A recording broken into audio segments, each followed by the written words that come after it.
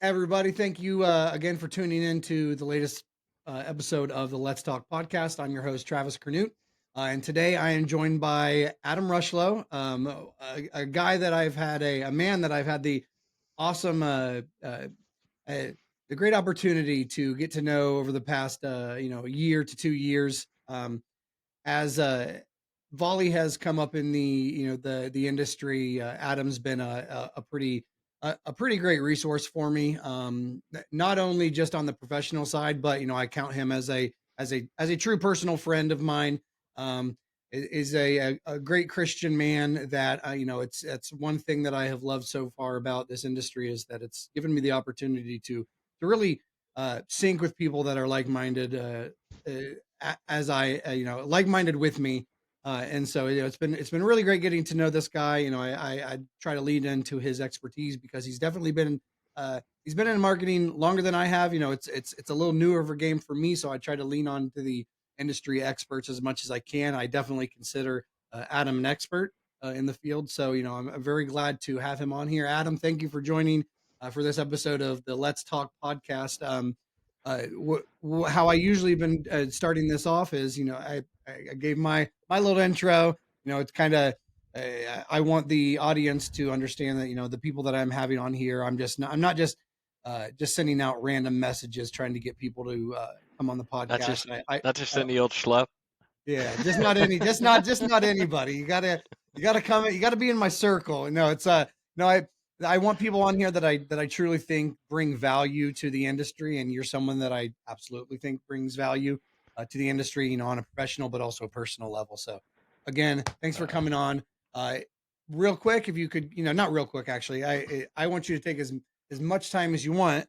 Give the audience, it can be 30,000 foot, or you can delve into it a little bit more, but who you are more on a personal level, keeping the professional out. We'll get to the professional obviously, but kind of give people a rundown of who you are, what makes Adam Adam. Yeah. Well, thanks so much, Travis. When you sent me an invite earlier this week to join you, I was super pumped because I've been watching, of course, following you on social, and I think just about everybody in our channel does.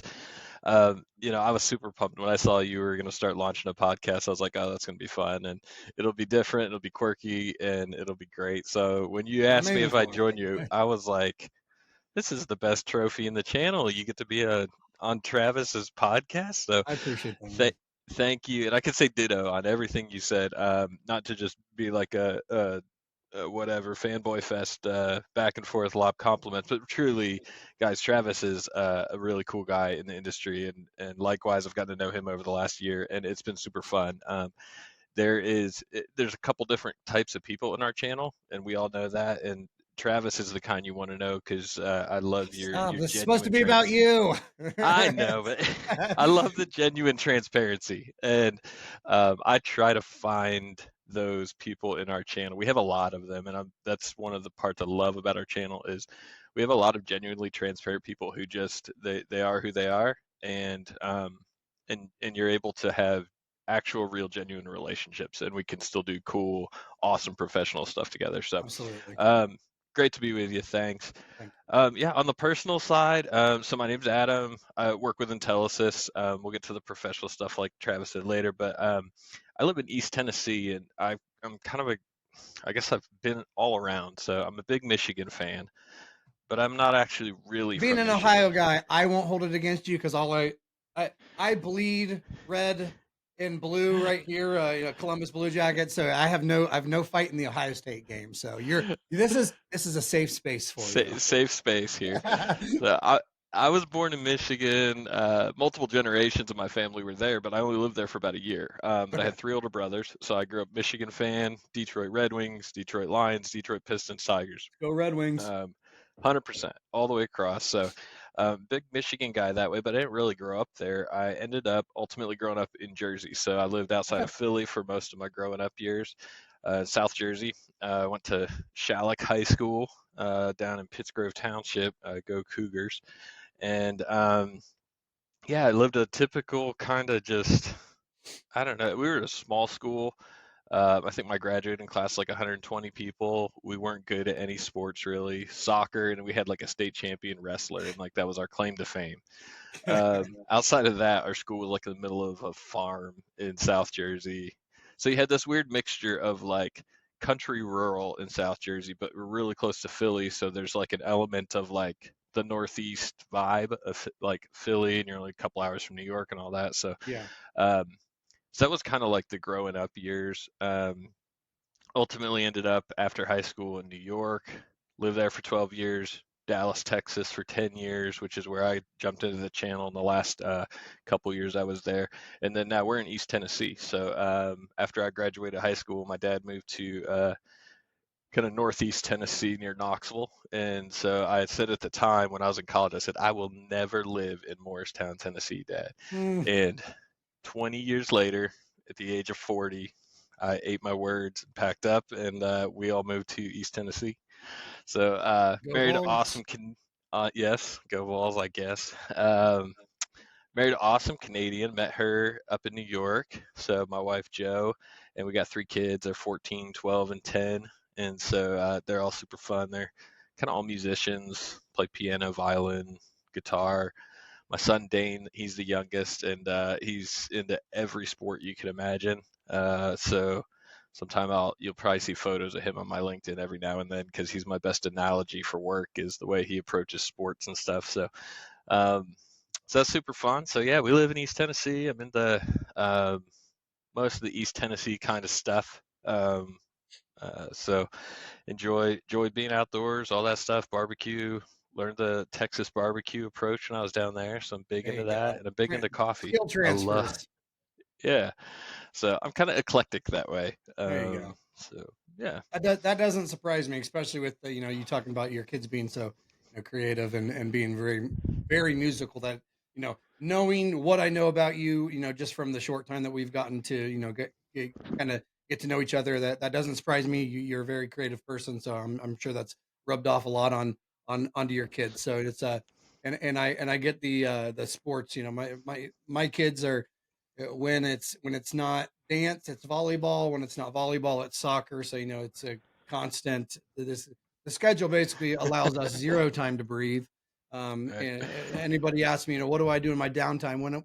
When I have downtime, I don't have downtime. So it's what I do in my free time is I take my kids everywhere. So Yeah, I exactly. get that, especially being dad. And so your wife's from Canada. Where at from Canada is she from?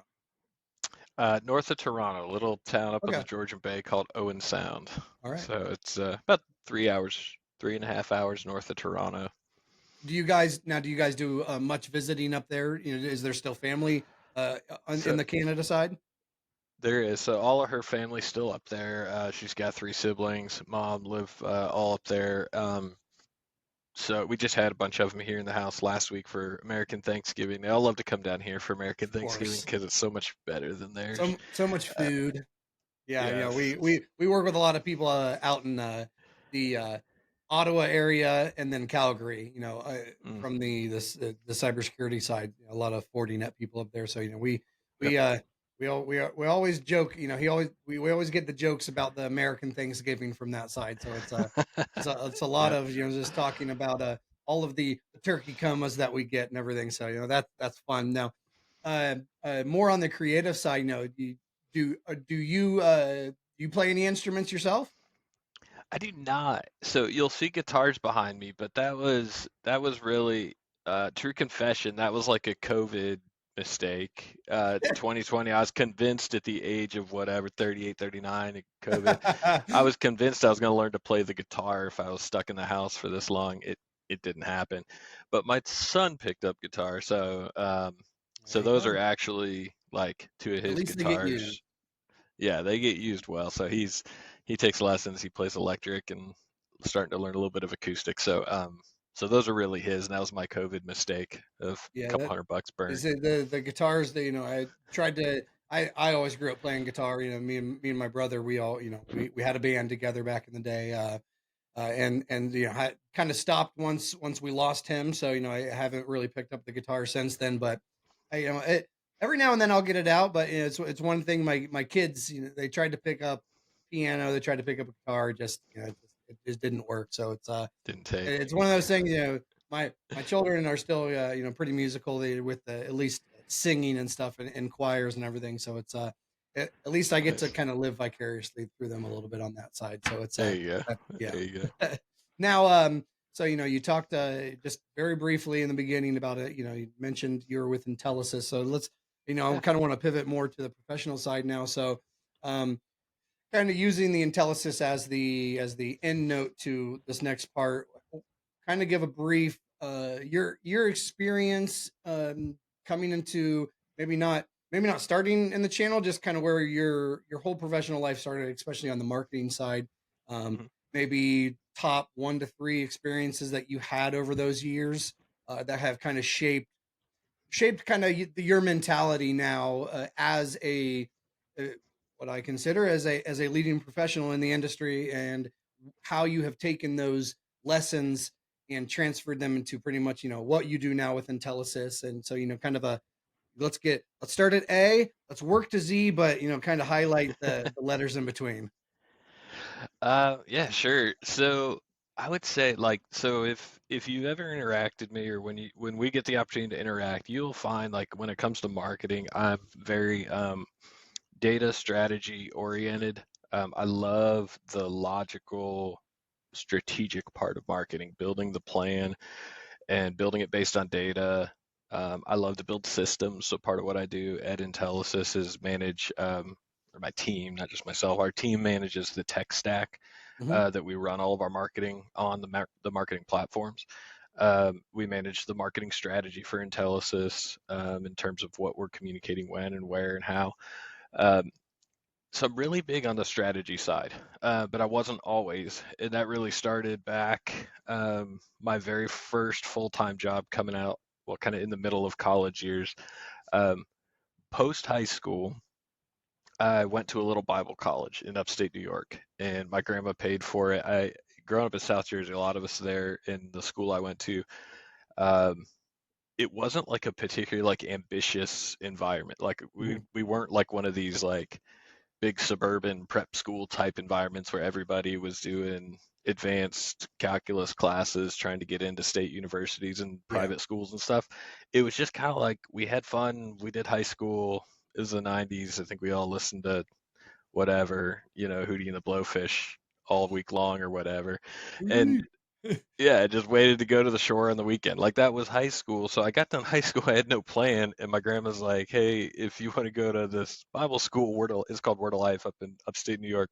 She's like, "If you want to go there, I'll pay for it." So that seemed like a really good plan because my alternative was like go get an apartment. My dad's like, "Hey, you can go get yourself a place to live and get a job and go for it. Or you can go to Word of Life since grandma's paying." So I opted for that.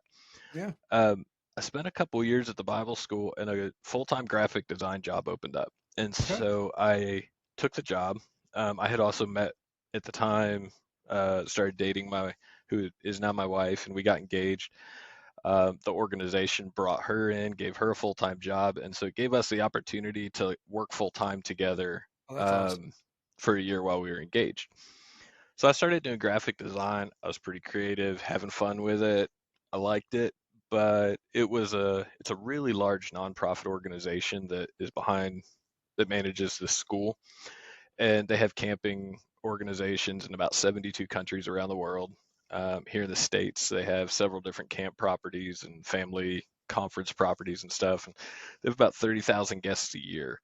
And so we had really great programs, but what I would find as a graphic designer is that the leaders, directors of these different camps and programs, when they would come with a new marketing project to promote the camp for the next season, um, it'd be back then, this is like early 2000s, like 2000, 2001, they'd come with like a 4-page Word document of copy and say, hey, can you make me a 1-page slick sheet? Because I'm going to this event where I'm going to promote the camp and I need this on like a 1-page slick sheet. I'm like, can you do math? This is a 4-page Word document. You want me to, with no graphics and you want it on a one-page slick sheet with And graphics. and audience, ladies and gentlemen, this was before Chat GPT when you could easily do this. Yes, This is when we actually had to do the work and try to pick out right. all the highlights, and so it took to Adam's testament, it took a lot more work than it does nowadays.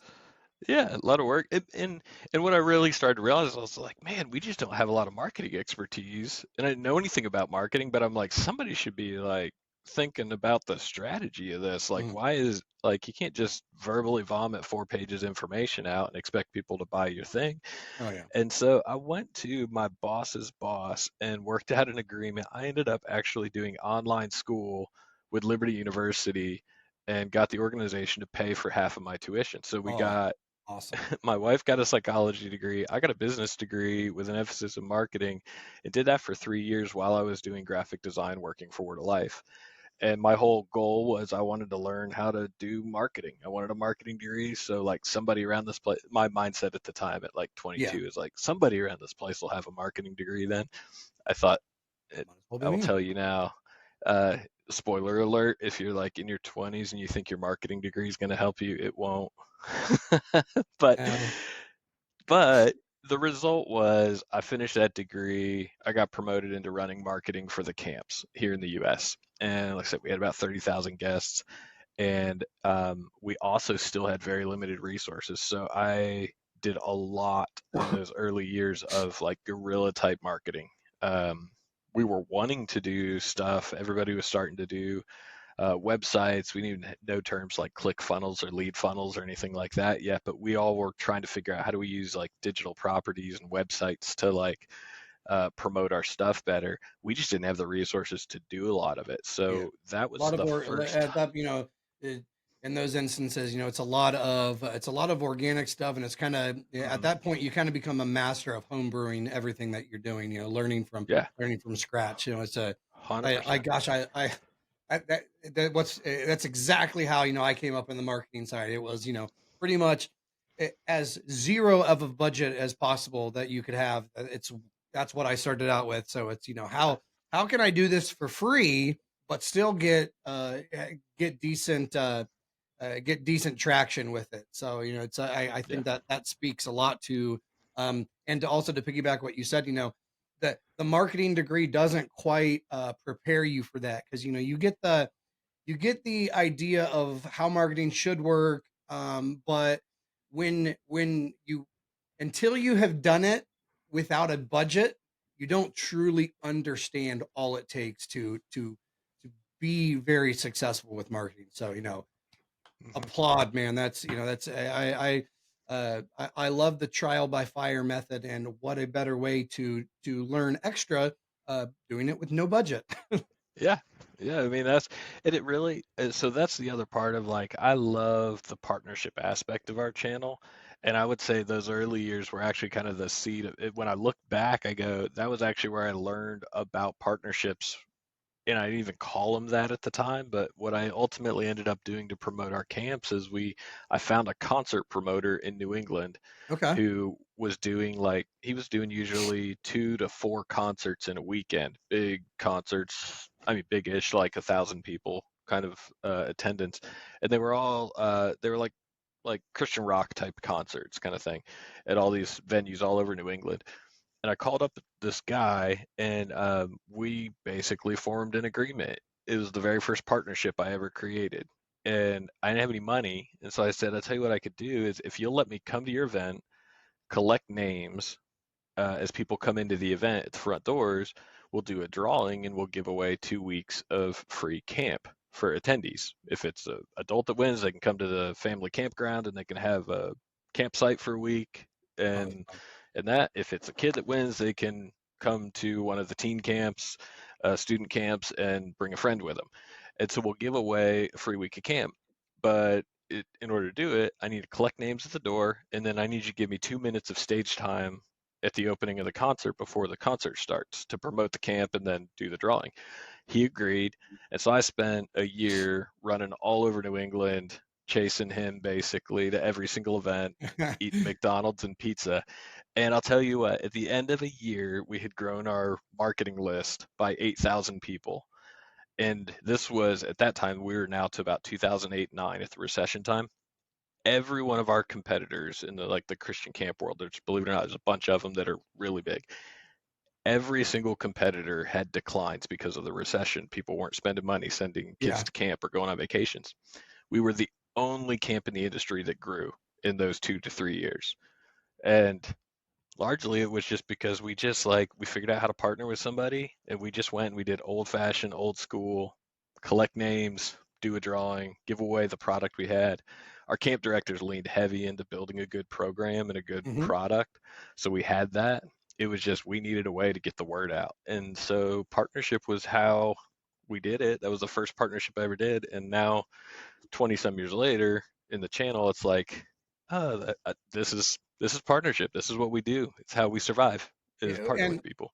I love that because, a lot of people don't give the credit that they should to guerrilla marketing. And I think that, uh, I think it's easy to just pour money into a PPC campaign. You create a good, some good marketing material, throw some money at it, and it kind of automates itself. But I think that doing it the way that you did, it's definitely the way I started and I'm still doing, just because I love it so much, because it allows me to get more personal, especially with my message, and people can see the personality that you throw behind a campaign like that, because Hmm. creativity really showcases your message. And I think that when, like you were saying, during the recession, a lot of people are definitely losing market share, being, in that kind of economic economic atmosphere, uh, and being more hungry than your rivals. Obviously, this is the Christian space. We're all here to, work together, but you still have to treat it like a business. And Yep. when you want the outcome more than your competitors, and you're willing to dump in more time rather than more money, I think that is really what it takes one company over the other, especially, uh, and I think that's especially prevalent and I'm sure you're going to segue into this here soon too, into the channel industry, because channel is 100% personal touch driven. It's all about the relationships that we build. It's, being from the supplier side, I know that the partner is the owner of the customer. They're the ones that Hmm. have built the repertoire with that person. And we're there to support that relationship as much as possible, because we know that, um, in the end, that customer goes to that partner because that's their guy, it's their girl, that's who they do business with. And I'm sure you're going to touch on the personality side of it a little bit more. So continue. Just wanted to give a, Yeah. a brief, just an interjection there. Yeah, no, for sure. So I've fast forward a lot of years, I've worked in tech companies and stuff, but that was kind of the root of where I learned. Um, People talk about all the time, you've heard the phrase for 100 years, work smarter, not harder, and I hate Mhm. the phrase. Um, I probably Most people love the phrase because we all want to work smarter, not harder. I get it. I really think that a lot of times we do that and we try to find shortcuts. It encourages us to find in our mind, it's like, oh, smarter is like less effort, less, Yeah.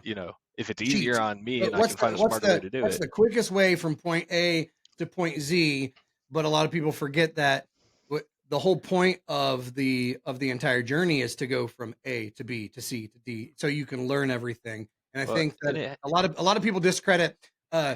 People think overnight success, happens yep. overnight. But what Hmm. people don't realize is, no, I know I worked for 10 years, and now I'm Yeah. having this success. So what looks to you like it was overnight actually took me 10 to 15 years to do. Yeah. And smarter, not harder is great if your motive is efficiency so you can produce more and better. Smarter, not harder is a horrible philosophy if your motivation is how little work can I do? Mhm. If that's your motivation, and too often I've just experienced like a lot of times, unfortunately, we get motivated by like I just don't want to work that hard. Like I don't want to Yeah. have to put in the sweat to do it. So I'm very much a work smarter and harder Yeah. kind of mentality. And so um I Work ended up work working. harder so you can be smarter. Yeah, yeah, and it's kind of it's a both and so I spent a lot of years in tech. Worked for a law enforcement tech company, a semiconductor company based out of Austria. I had a little stint for 2.5 years. I was actually a pastor on a church staff down in Dallas for 2.5 years. But that's what led me to the channel. I resigned from the church staff, and I had a pretty upfront like a stage presence type position at the church. It's a large kind of mega church in Dallas. And one of the guys in the church, he was an agency owner, an independent channel partner agency down in Dallas. And when I stepped down and resigned from the church, I felt like it was kind of time for me to move on. And had I'd been doing some stuff there that just the project felt like it was finished. And so I stepped down, I resigned, and was going to head back into more business corporate stuff, but didn't know exactly where yet. He reached out and he said, "Hey, would you come and help me figure out how to do some marketing for my agency?" I didn't even know what the channel was, didn't know what an agency was when he talked about it in those terms. I said, "Well, sure, let's do that." So I signed a little retainer with him for 6 months to do it. 2 months in, I fell in love with the model and we were having a ton of fun. And so he turned around and offered me a full-time job 2 months in. So I started working for a little agency down in Dallas called New World Communications. And Sam Cuccia, Dan Dumler, Erminio Lally, these three guys, they taught me the ropes from literally 1 + 1 = 2 in the channel. I knew nothing about any of it. And these three guys kind of took me under their wing, and I did the marketing stuff and started working with them to figure out some plans on how we could take their model and expand it and grow the business and that kind of stuff. And I spent 3 years with them, and they taught me all the ropes. It was super fun. The last year I was there, I started directly selling a lot, took on the sales responsibilities for the company at the time, and just had a ton of fun. It was super great. um, that company started to transition and an opportunity opened up at Intellisys, and that's how I ended up over at Intellisys as I transitioned from that agency over into Intellisys, um, really with the purpose of building out strategic marketing programs and operational processes for the marketing department here. And it has just been a ton of fun. I don't think I'll ever, knock on wood, I don't think I'll ever leave the channel. It is so much fun.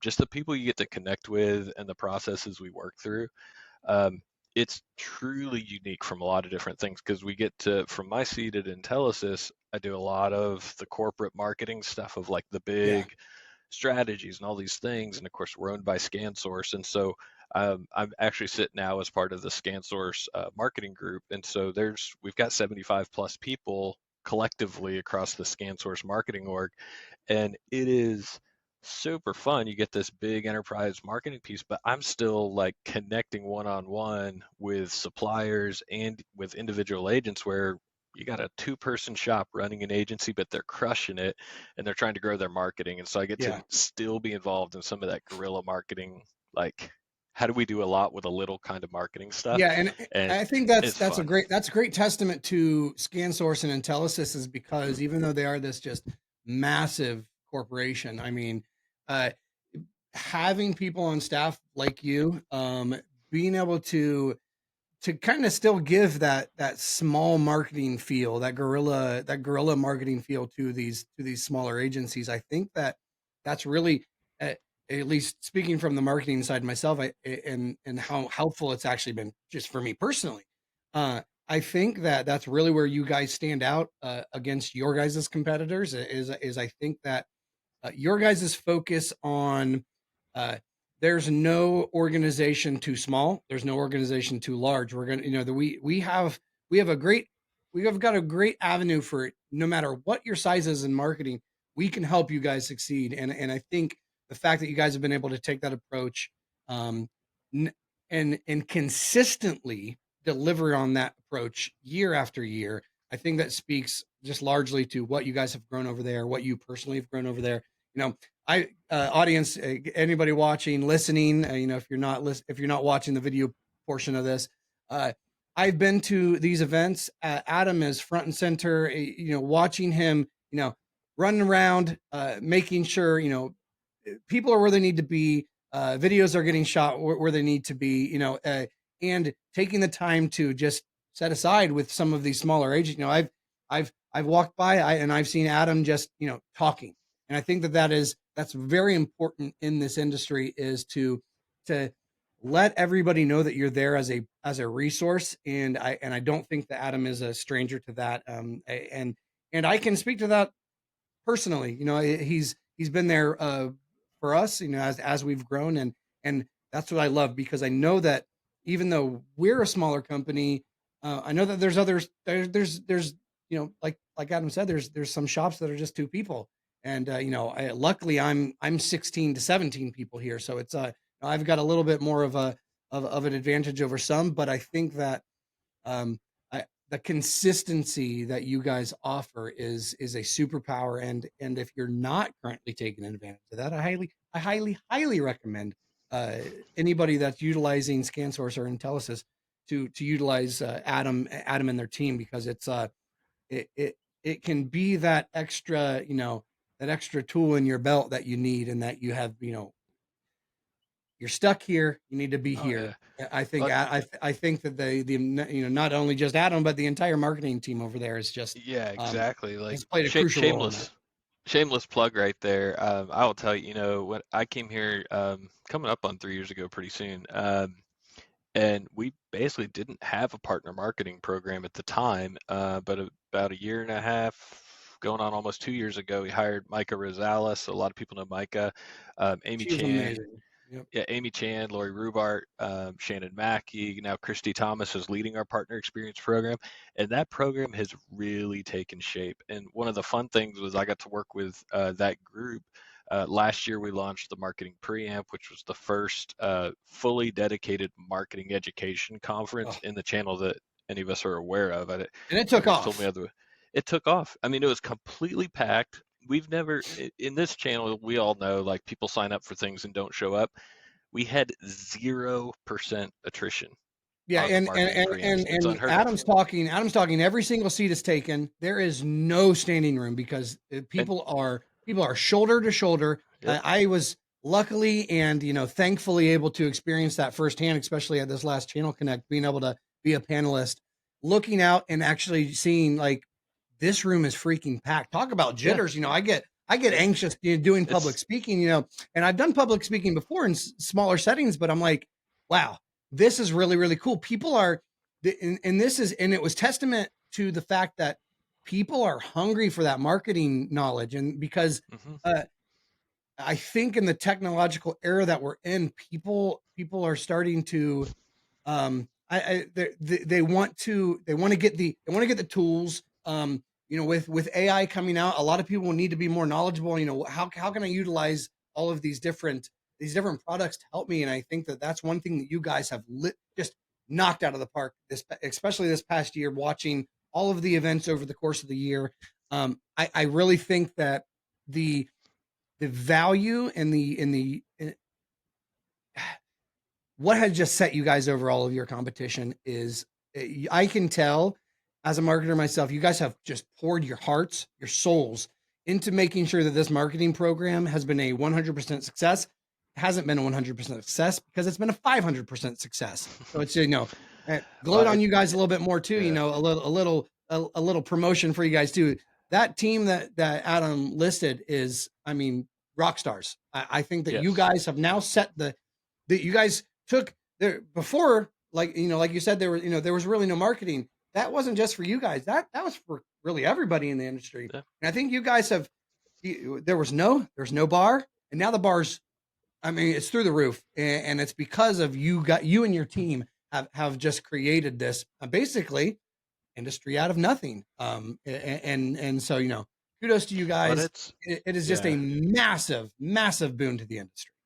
And it's super fun to see like where it's going. I in so behind the scenes, like I'm actually kind of pulling back out of a lot of the involvement from most of that stuff. And Micah and Amy, and Christy, Lori, Shannon, like they've got the ball. They have, I mean, they took the seed of what we started last year and really grew. I mean, they were all part of that seed. Like we all worked together to build that, but they are rolling it forward now with even bigger stuff for 2024.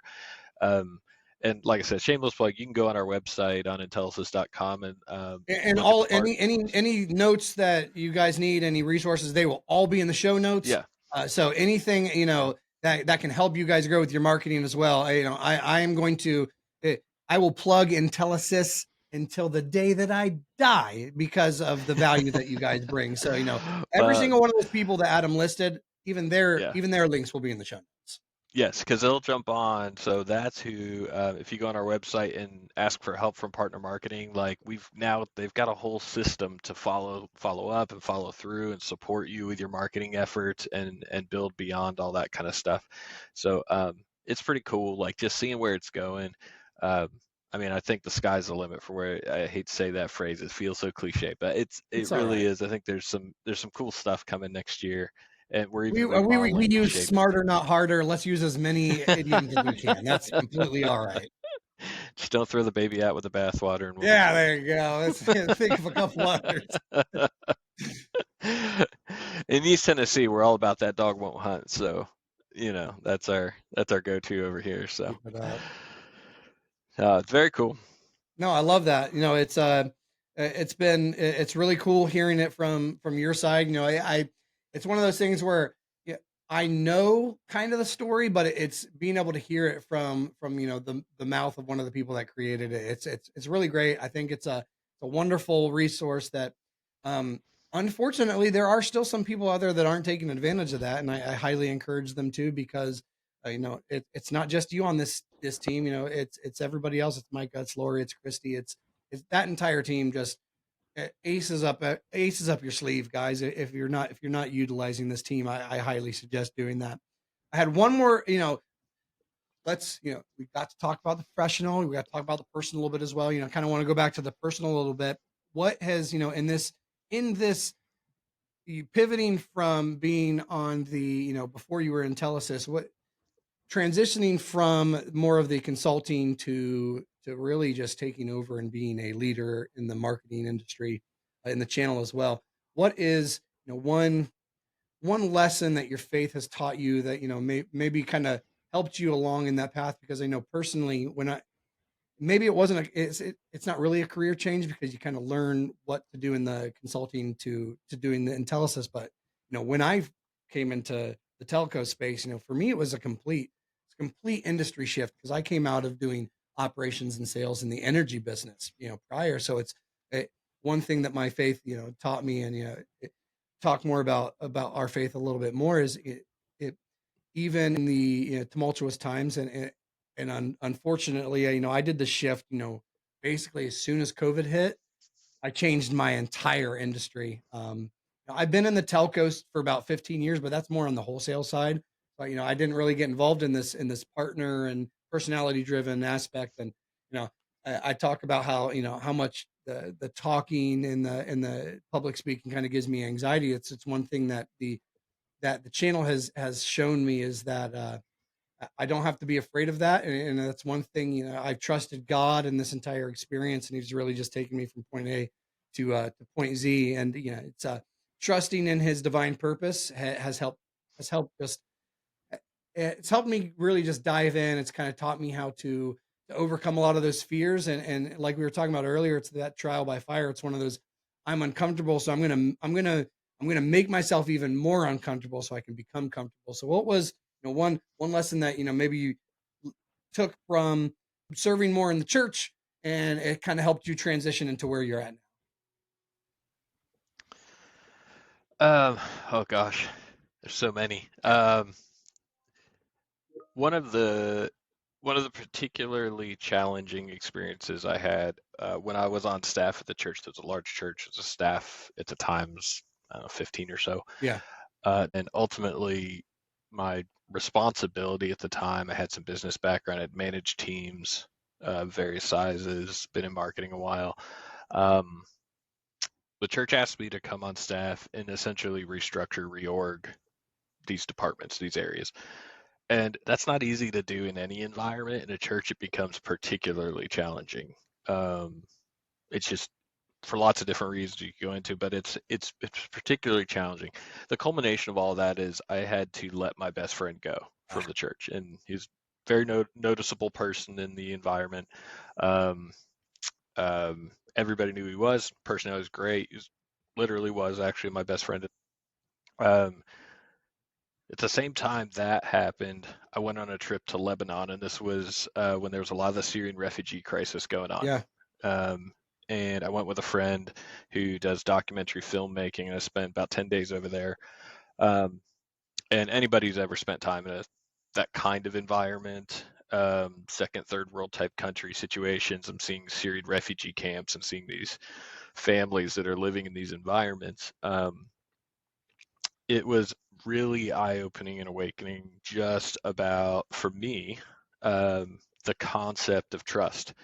And I have a tattoo on my left arm that says Ruthless Trust, and that comes from a Brennan Manning book. And in the book, he talks about having met Mother Teresa, and I'm not Catholic, I'm non-denominational, I guess you would say. I actually go to a Southern Baptist church here in Tennessee, but he met Mother Teresa, and she asked one time how she, when he met her, she asked him how she could pray for him that day. And he said, pray that God will give me clarity on, and fill in the blank, whatever the thing was that he was dealing with.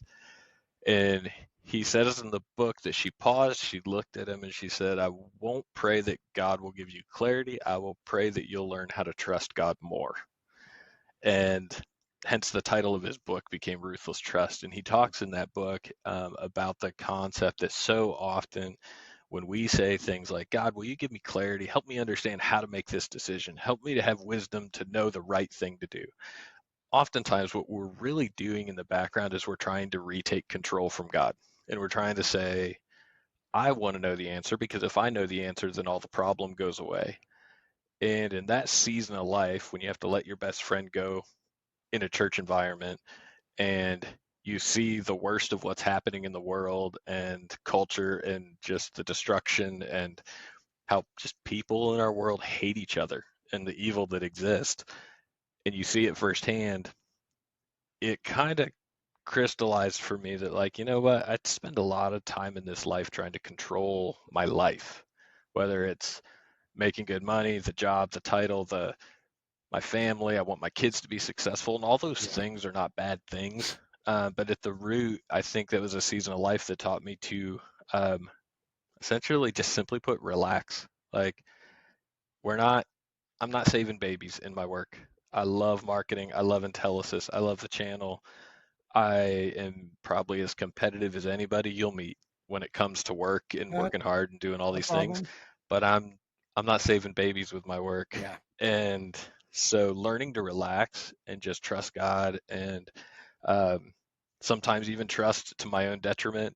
It may harm me. It may on the surface seem like I don't benefit at times because I choose to let something go or choose to not fight for something, because I'm just going to say, all right, God, that's up to you. That's not going to be up to me. I'm just going to have to accept what you choose to do here.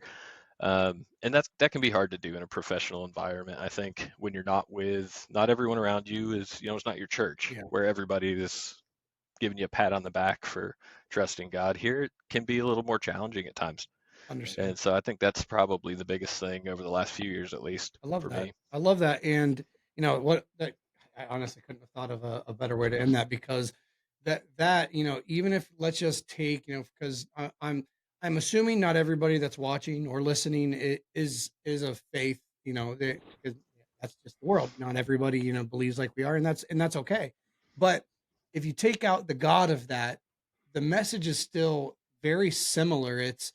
If you're going through, going into a different industry, you're going through some struggles, just be patient, trust the process, and really just try to be calm, because I think when we start overanalyzing things and we start freaking out, that's when the bad stuff happens. That's when the mistakes happen. So, gosh, Yeah. what a perfect ending. Adam, again, it was great to have you on. Thank you so much for coming on. It's a Gosh, I loved it. I love this conversation, and This is super fun. I think a lot of people will take away from this conversation, a lot of new things. So thank you for coming on, everybody. Everybody watching, everybody listening. If you want to get a hold of Adam, I will have every single avenue that you can in the show notes. So reach out to them, reach out to the Intellisys team if you're working with Intellisys. Really lean onto them. So Adam, thanks, man. It's great having you on. Thanks, bro. All right, see you, man.